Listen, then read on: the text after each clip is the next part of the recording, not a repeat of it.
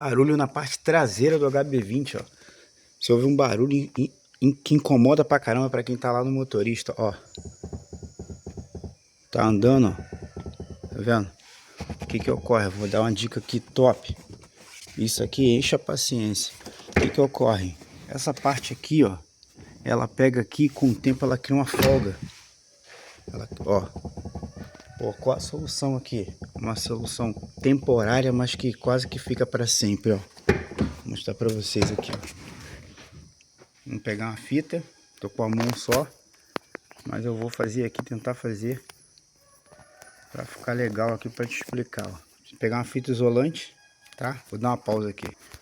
Pegar uma fita aqui, ó, fita isolante, ó. Você vai fazer o que, ó? Vai passar ela aqui, ó, bem onde é que pega a trava aqui para travar o banco traseiro. Você vai passar a fita.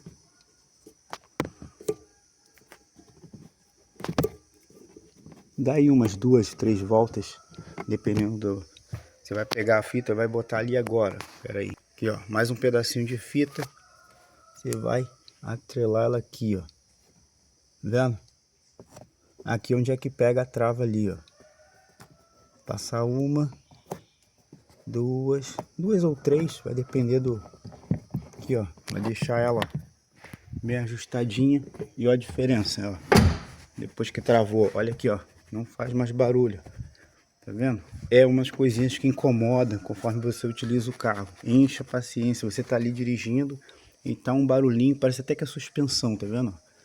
Tá aí, fica a dica, ó. Barulho na traseira do HB20, ó. Verifica se não é o banco traseiro. Fica fazendo tuk tuk tuk tuk e fica achando que é suspensão e não é. É as travas aqui, ó, do banco. Dica top, compartilha aí para quem tem HB20. Tamo junto.